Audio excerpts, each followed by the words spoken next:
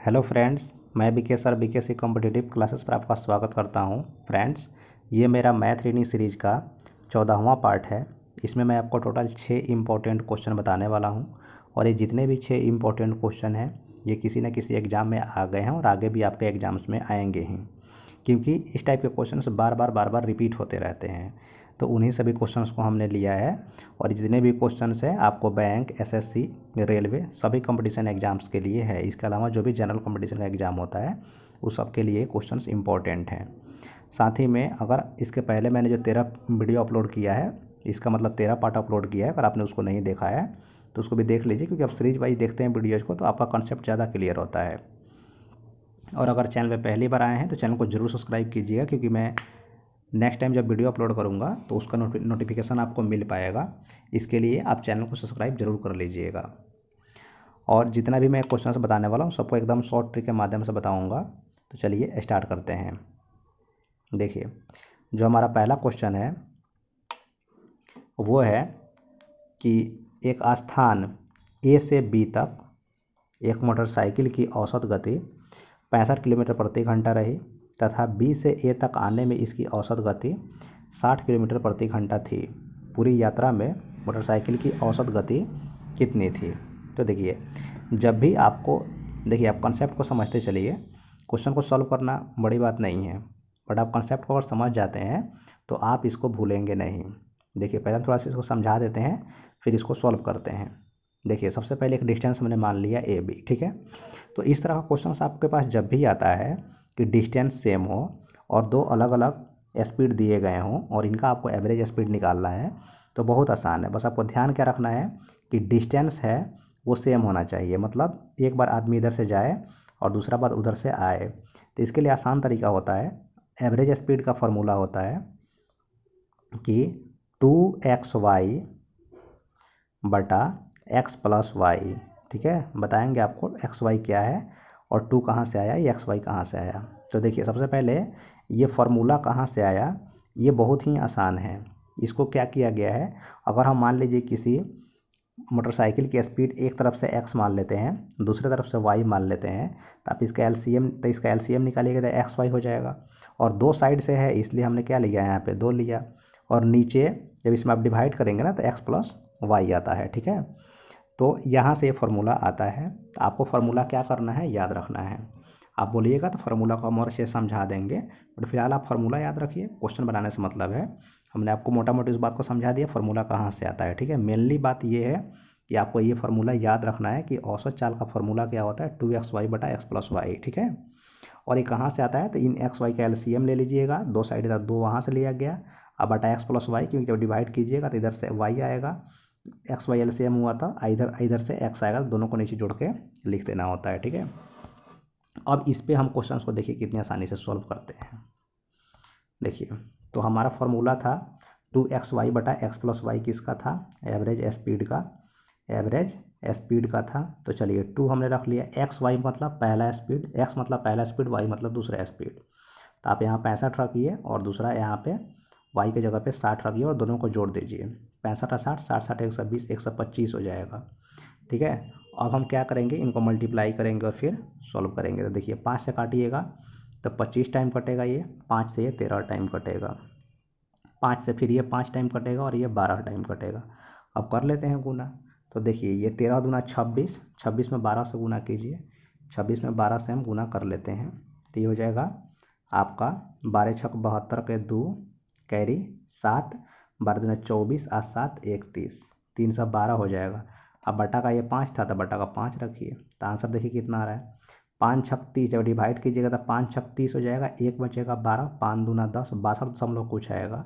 और 62 कुछ देखिएगा एक ही जगह ऑप्शन में दिया हुआ है, तो ऑप्शन नंबर ए इसका सही आंसर हो जाएगा। अब 62.5 है तो बता देते हैं आपको 62.5 कैसे आएगा, देख लीजिए। तो हमने भाग किया था तो 5 छक 30, एक तो एक कैरी बचा तो 12 हो गया, 5 दूना 10, 2 बचा तो 2 में भाग लगेगा नहीं तो डेसिमल दे देंगे तो 20 हो जाएगा। तो 5 चौका 20 हो जाएगा, ठीक है। 5 चौका कितना हो जाएगा, 20 हो जाएगा। तो 62.4 आ रहा है, बट 62.5 ऑप्शन में है तो उसको हम मार सकते हैं, ठीक है। तो इसका सही आंसर क्या हो जाएगा, ऑप्शन नंबर ए हो जाएगा। चलिए नेक्स्ट क्वेश्चन को देख लेते हैं। देखिए तो मेनली आपको इसमें करना कुछ नहीं था, बस आप फार्मूला को याद रखिए एवरेज स्पीड का, कि एवरेज स्पीड का फार्मूला होता है 2xy/x+y, और इस पर इस तरह कोई भी क्वेश्चन आता है तुरंत उसको रखिए, आंसर आपका आ जाएगा। ठीक है, चलिए नेक्स्ट क्वेश्चन को देख लेते हैं। तो नेक्स्ट क्वेश्चन आ चुका है हमारा, और नेक्स्ट क्वेश्चन ये जो है, आप वो पीछे वाला जो क्वेश्चन था वो टाइम डिस्टेंस का था, और ये जो क्वेश्चन है, क्वेश्चन नंबर जो 2 है, ये आपका SCF और LCM से है। ठीक है, तो इसको देखिए, क्वेश्चन है कि किसी दूध वाले की एक टंकी में 75 लीटर तो दूसरी टंकी में 45 लीटर दूध है, उस बड़े से बड़े बर्तन की माप क्या होगी जो दोनों टंकियों के दूध को पूरा पूरा माप सके। ध्यान से देखिएगा, जब भी क्वेश्चंस में आपको बड़े से बड़े कहे, ठीक है, तो इस बड़े से बड़े का मतलब होता है HCF। अब बोलिएगा कैसे, तो हम बताते हैं। देखिए HCF का फुल फॉर्म क्या होता है, HCF का फुल फॉर्म होता है हाईएस्ट कॉमन फैक्टर या हाईएस्ट कॉमन मल्टीपल, दोनों होता है।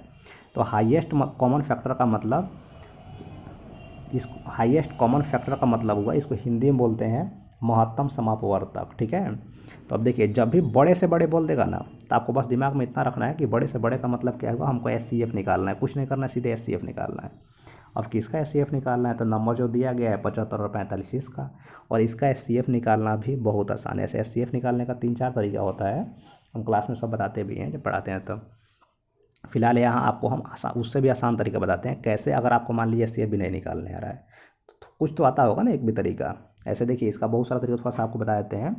75 का क्या कीजिए, देखिए 2 तरीका होता है, या तो आप छोटे से बड़े में डिवाइड कीजिए, एक डिवीजन मेथड, एक फैक्टराइज मेथड होता है, एक ऑप्शन से होता है। तो ऑप्शन से हम पहले इसको फटाफट आपको बता देते हैं। देखिए क्योंकि एग्जाम में आपको क्वेश्चन सॉल्व करने से मतलब है, और एक कॉन्सेप्ट होना चाहिए कि हाँ भाई इस तरह क्वेश्चन आता है तो हम उसको सॉल्व करना है। तो कॉन्सेप्ट से ही बताते हैं, अब ध्यान से देखिए। तो आपको क्या करना है कि देखिए आपको SCF निकालने के लिए आसान तरीका, SCF मतलब हाईएस्ट कॉमन फैक्टर। तो आपको पहले अपने ऑप्शन से क्या करना है, देखना है कि सबसे बड़ा नंबर कौन सा है, 25 है। तो क्या 25 से इन दोनों में डिवाइड होगा, नहीं, तो ये इसका आंसर होगा ही नहीं। ठीक है, 15 से दोनों हो जाएगा, 15 से दोनों में डिवाइड हो गया तो यही इसका सही आंसर हो जाएगा। ठीक है, क्योंकि हाईएस्ट कॉमन फैक्टर का मतलब क्या होता है, बड़ा से बड़ा आपको नंबर लेना है जिससे इन दोनों में डिवाइड होना चाहिए। तो 15 से डिवाइड हो गया तो इसका आंसर आ गया। अब कोई कहता है कि नहीं हमको ऐसे नहीं समझ में आता है, तो हम आपको प्रोसेस ही बता देते हैं। देखिए अगर प्रोसेस आप जान जाते हैं तो फिर आप इस तरह कोई भी क्वेश्चन आता है तो उसको आराम से आप सॉल्व कर लीजिएगा, ऑप्शन रहे ना रहे कोई फ़र्क नहीं पड़ता है। देखिए तो आपको क्या करना है, 75 और 45 का अगर आपको SCF निकालना है तो सिंपल है, आप जो 2 नंबर है तो छोटा सा इसे डिवाइड करके निकाल लीजिए ना, काला का है। तो देखिए 45 से कम 45 हो जाएगा, ठीक है, कितना बच जाएगा 0, 30 बच जाएगा। फिर 30 से डिवाइड कीजिए किस में, 45 में, 30 से कम 30, यहाँ कितना बच जाएगा 15 बच जाएगा। और फिर इस 15 से डिवाइड करना होता है किस में, 30 में, तो 15 दूना 30, पूरा पूरा कट गया। तो जिससे कटा लास्ट में किससे काटा, 15 से, तो 15 क्या हो जाएगा इसका SCF हो जाएगा। तो यही इसका सही आंसर हो जाएगा। ठीक है, अभी हम SCF निकालें कैसे हैं बता देते हैं। देखिए सबसे पहले छोटे से बड़े में डिवाइड किया, जो रिमाइंडर आता है ना, तो उस रिमाइंडर से आपको डिवाइजर में डिवाइड करना होता है, यानी कि जिससे हम भाग कर रहे थे उसमें डिवाइड करना है। फिर से देखिए मैंने 45 में किया यहाँ, फिर जो रिमाइंडर आएगा उससे इस 30 में डिवाइड करेंगे, फिर जो रिमाइंडर में, ये प्रोसेस आपको तब तक करना है जब तक कि आपका रिमाइंडर जो है वो 0 नहीं आ जाता है। जहाँ रिमाइंडर 0 आया तो अब देखिए कि आपने आखिर किससे डिवाइड किया था, ये पूरा पूरा काटा तो 15 से, तो 15 इसका SCF सही आंसर आ जाएगा। ठीक है, इस तरीके बहुत सारे हैं, फिलहाल आप इसको याद रखिए, एक ये जो बताएं इस प्रोसेस से, या एक डायरेक्ट क्वेश्चन से सॉल्व करने का। चलिए नेक्स्ट क्वेश्चन को देख लेते हैं।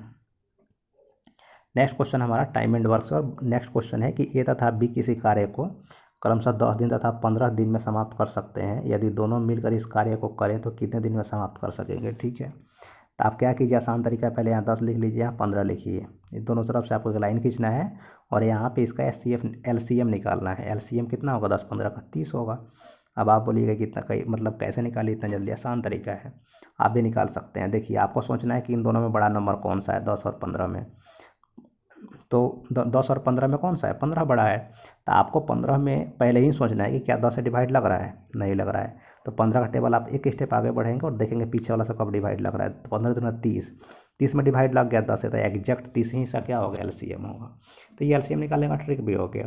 देखिए तो देखिए यहाँ पर एकदम आपको क्लास की तरह हर चीज़ समझा रहे हैं, खाली आपको ध्यान से सुनना है, और अगर ध्यान से अगर आप सुन लेते हैं तो आपका कॉन्सेप्ट क्लियर हो जाएगा। इस तरह कोई भी क्वेश्चन है आप सारे को बना पाइएगा। ठीक है, चलिए, तो यहाँ तक हमें एलसीएम तक क्लियर होगा हम लोग को। तो एलसीएम कितना आ गया, 30 आ गया। अब आपको 10 से डिवाइड करें, 10 3 30, इधर से कीजिए तो 15 दूना 30, 3 2 आ गया।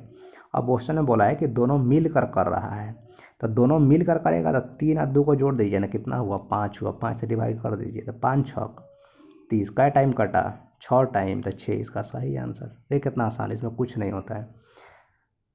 इस तरह के क्वेश्चंस में कुछ नहीं होता है, बस आपको क्या करना है, एक बार कॉन्सेप्ट समझना। और ये जो कॉन्सेप्ट बताए हैं ना, ऐसा नहीं है कि टाइम एंड वर्क का दूसरा क्वेश्चन है तो हम दूसरा कॉन्सेप्ट बताएंगे, नहीं। वो कुछ क्वेश्चन है टाइम एंड वर्क का, सारा आपका इसी कॉन्सेप्ट पे बनने वाला है। बस आप साथ में जुड़ जाइए, चैनल को सब्सक्राइब कर लीजिए और जो भी वीडियो हम अपलोड कर रहे हैं उसको देखिए, समझिए, शेयर बनाते रहिए, सारा कॉन्सेप्ट आपका क्लियर हो जाएगा। चलिए नेक्स्ट क्वेश्चन को देख लेते हैं। नेक्स्ट क्वेश्चन हमारा प्रॉफिट एंड लॉस से है, लाभ हानि से है। तो देखिए, किसी वस्तु का क्रय मूल्य तथा विक्रय मूल्य का अनुपात 10:11 है, मतलब क्रय मूल्य 10 है, विक्रय मूल्य 11 है, तो उस पर लाभ प्रतिशत बताइए। बहुत आसान है। देखिए, अगर इसको आप समझ नहीं रहे हैं क्वेश्चन को तो देखने में बड़ी हार्ड लगेगा, समझ जाइए, बहुत आसान है, कुछ नहीं करना है आपको। सिंपल सोचिए, क्रय मूल्य 10, विक्रय मूल्य 11, तो लाभ कै रुपया, 1 रुपया। कैसे, विक्रय मूल्य में से क्रय मूल्य घटाते हैं ना लाभ के लिए। लाभ का फार्मूला क्या होता है प्रॉफिट का, SP माइनस CP, यानी कि विक्रय मूल्य माइनस क्रय मूल्य। तो सबसे पहले हम क्या करते हैं, यहाँ पे लाभ निकालेंगे, तो लाभ बराबर हो जाता है विक्रय मूल्य माइनस क्रय मूल्य। तो विक्रय मूल्य में से क्रय मूल्य घटाएंगे तो 1 बचेगा, ठीक है। अब हम निकालेंगे लाभ प्रतिशत, जिसको इंग्लिश में प्रॉफिट परसेंट बोलते हैं। तो लाभ प्रतिशत फार्मूला होता है लाभ बटा CP, मतलब क्रय मूल्य गुना 100। अब आप इसको सॉल्व कर लीजिए, 10 10 है, तो कितना आंसर आ जाएगा इसका, 10 अंदर बच गया था, 10% आंसर हो गया, देख लीजिए। तो ये इसका क्या हो जाएगा, सही आंसर हो जाएगा। इसमें कुछ नहीं, जब आप मौके भी तो कर सकते थे कि भाई 11 से 10 गया, 1 बचा तो 1/10 गुना 100, 10 10 है, 10%। देखिए, इसमें कुछ, इस सब क्वेश्चन में कुछ नहीं होता है, बस आप समझिए ध्यान से, फिर इस तरह का जितना भी क्वेश्चन है आराम से सॉल्व कीजिए। चलिए नेक्स्ट क्वेश्चन को देख लेते हैं। और नेक्स्ट क्वेश्चन हमारा है, यदि राम की आय मोहन की आय से 50% कम हो तो मोहन की आय राम की आय से कितने प्रतिशत अधिक है। ऐसे क्वेश्चंस में हमेशा यही होता है। देखिए, अगर शुरू में लिखा है कम तो लास्ट में लिखेगा अधिक, और शुरू में लिखेगा अधिक तो लास्ट में लिखेगा कम। तो आसान तरीका है। तो इसके लिए क्या करना है हमको, लास्ट में देखिए निकालना क्या है, अधिक क्या परसेंट अधिक है। तो अधिक परसेंट का एक फार्मूला होता है, अगर आपके पास RS अग्रवाल का बुक है तो उसमें भी दिया हुआ है, इसी फार्मूला पे बनता है, इसका कुछ नया नहीं है, हम समझा दे रहे हैं, थोड़ा सा अच्छे से इसको ध्यान से देखिए। तो अधिक परसेंट का फार्मूला क्या होता है, पहले आप लिखिए जो आपका परसेंटेज है वो R/, ठीक है। अब बोला है कितना परसेंट अधिक है, तो R/, अधिक कहेगा तो नीचे माइनस करना है, मतलब उल्टे करना है, अधिक का मतलब प्लस होता है, लेकिन अधिक कहेगा तो नीचे क्या करना है, 100 - R करना है। तो 50 बटा, नीचे देखिएगा तो 100 - 50, 100 - R होता है, गुना 100। तो R के जगह पर देवे किया है 50, तो यहाँ लिख लेते हैं 50 को, 1 मिनट, यहाँ 50 को लिख लेते हैं, ठीक है। तो आप जनरली देखिए, ये 100 से 50 घटेगा तो 50 से ना आएगा, तो इसे ही कटिए गया, बचा कितना 100, तो 100% इसका सही आंसर आ जाएगा, जो ऑप्शन नंबर C में दिया हुआ है, ठीक है। अब देखिए, आप कंपटीशन में हैं, कंपटीशन आपको एग्जाम देने, तो कोई ज़रूरी नहीं कि 100 में से 50 घटाकर 50 लिखबे करेंगे, जरूरी थोड़े है। आपको समझना है, तो देख रहे हैं कि भाई ऊपर 50 है, नीचे 100 में से गया 50, तो 50 से 50 सीधे काट दीजिए, बात खत्म। आपको आंसर से मतलब है, किसी को दिखाना नहीं है, और अगर दिखाना है, समझाना है तो ऐसे समझा भी सकते हैं, ठीक है। चलिए नेक्स्ट क्वेश्चन को भी देख लेते हैं। एक चीज़ और बता देते हैं, अगर मान लीजिए यहाँ पे आपको लास्ट में, जैसे कि यहाँ पे अधिक रहता और यहाँ पे कम रहता, तब क्या करते, तब सिर्फ इस माइनस के बाद क्या कर देते, प्लस कर देते। उल्टा देखिए, अगर कम, ऊपर कम रहे नीचे अधिक रहे तो आपको नीचे माइनस करना है, और ऊपर अधिक रहे नीचे कम रहे तो आपको प्लस करना है। समझ में आया। चलिए नेक्स्ट क्वेश्चन को देख लेते हैं। नेक्स्ट और लास्ट क्वेश्चन हमारा है, और ये CI से है, कंपाउंड इंटरेस्ट से है, और बहुत ही इंपॉर्टेंट क्वेश्चन है ये। तो बार बार, मतलब जितने भी क्वेश्चन है सब पूछे जाते, लेकिन ये थोड़ा ज़्यादा ही बार पूछा जाता है। ध्यान से समझिए, बहुत आसान ट्रिक बता रहे हैं, आपको किसी किताब में नहीं मिलेगा। आप RS अग्रवाल कोई बुक उठा कर देख लीजिए, उसमें नहीं मिलेगा। ध्यान से देखिए, क्वेश्चन क्या है। क्वेश्चन है, यदि कोई धनराशि चक्रवृद्धि ब्याज की एक निश्चित दर पर 10 वर्ष में 3 गुनी हो जाती है, तो यह धनराशि कितने वर्ष में अपने से 9 गुनी हो जाएगी। आसान तरीका है। पहले देखिए क्या लिखा 3 गुनी, बाद में क्या बोला है 9 गुनी। तो आपको क्या करना है, दोनों का पहले बेस सेम करना है। तो 3 को क्या हम 3 का पावर 1 लिख सकते हैं और 9 को क्या हम 3 का पावर 2 लिख सकते हैं। तो ज़रूर लिख सकते हैं क्योंकि भाई 3 का पावर 1 का मतलब 3 होता है और 3 के पावर 2 का मतलब क्या हुआ, 3 के पावर 2 मतलब 3 को 2 बार गुना कीजिए, 3 3 9 होगा। अब इससे फ़ायदा क्या होगा, इस तरह का देखिए जो बता रहा है ट्रिक ना, तो इसी टाइप के क्वेश्चन आपके एग्जाम्स बुक में दिया हुआ है और एग्जाम में सेम इसी टाइप पे पूछा जाता है, क्योंकि हर क्वेश्चन का कुछ ना कुछ तरीका होता है देने का। ठीक है, तो हम जो भी क्वेश्चन लाए हैं उसी तरीका से है। अब देखिए इसका ट्रिक क्या हुआ, आपको ध्यान में खाली रखना है ये घात जिसको पावर बोलते हैं। तो पहला का घात 1 और दूसरा का घात 2 आया। ठीक है, इसको हम पहला वाला घात बोल सकते हैं, इसको बाद वाला घात बोल सकते हैं। तो इसका एक ट्रिक होता है कि निकालना है आपको, टाइम निकालना है। तो ये कितने वर्ष में, तो टाइम बराबर, तब बाद वाला घात लिखिए, आप लिखना चाहें तो लिख सकते हैं, जो बोल रहे हैं उसको बाद वाला घात बटा, सॉरी बाद वाला घात 2 था ना, तो ऊपर 2 लिखेंगे, 3 नहीं लिखेंगे। बाद वाला घात जो भी है ऊपर 2 है तो 2 लिखिए, बटा पहले वाला घात 1 है तो 1 का गुना टाइम, टाइम कितना था 10, तो 10 दूना कितना हो जाएगा 20, 20 बड़ा सही आंसर हो गया। देखिए इतना दूर में आपका क्वेश्चन बन गया, बताइए इससे छोटा कुछ हो सकता है, कुछ भी नहीं, जबकि ये CI का क्वेश्चन है। आप प्रोसेस से बनाने जाइएगा कम से कम हाफ पेज लगेगा, हाफ पेज से कम में बन ही नहीं सकता है प्रोसेस से। ठीक है, तो हम आपको बहुत ही आसान ट्रिक बताते हैं, एक बार और समझा देते हैं, देखिए क्या करना है। इस तरह कोई भी क्वेश्चन आता है, पहले आपको जो भी गुना वाला 2 को दिया है उसको लिख लीजिए, दोनों का आप क्या कीजिए बेस सेम कीजिए। बेस से मतलब अगर ये इसका बेस 3 है तो इसका भी बेस 3 हो, पावर कुछ भी हो कोई मतलब नहीं, आप सोच लीजिएगा क्या पावर होगा। जैसे मान लीजिए अगर यहाँ पे 2 व 8 रहता है तो इसको लिख सकते हैं 2 का पावर 1, इसको लिख सकते हैं 2 का पावर 3, तो इसका 3 हो जाएगा, इसका 1 हो जाएगा, ऐसे ही। ठीक है, तो आप बेस सेम कीजिए, बेस सेम करने के बाद में क्या करना है आपको, ट्रिक इसका क्या है कि टाइम बराबर होता है बाद वाला घात बटा पहले वाला घात और गुना टाइम, मतलब T1 हम निकाल के आ रहे हैं, T2 निकाल रहे हैं, तो T1 रखिएगा तो 10 दूना 20 सही आंसर आ गया। ठीक है, तो फ्रेंड्स आपने देखा कि मैंने जितने भी 6 क्वेश्चंस बताया इसको बहुत ही शॉर्ट ट्रिक से बताया हूँ, और इसमें कुछ हमने ऐसा ट्रिक बताया जो आपको किसी बुक में देखने को नहीं मिलेगा। तो अगर आप चैनल पे पहली बार इस वीडियो से आपने कुछ भी सीखा है तो चैनल को जरूर सब्सक्राइब कीजिए, क्योंकि इससे हमारे चैनल के माध्यम से आपको हमेशा कुछ ना कुछ सीखने को ही मिलेगा। और थोड़ा थोड़ा सीखते सीखते सीखते सीखते क्या हो जाता है, आपको जितना नॉलेज चाहिए उतना हो जाएगा और फिर आपका सिलेक्शन भी हो जाएगा। तो चैनल को जरूर सब्सक्राइब कीजिए और इस वीडियो को लाइक भी कीजिए, इस वीडियो को शेयर भी कीजिएगा। मिलते हैं आपसे नेक्स्ट वीडियो में, थैंक यू।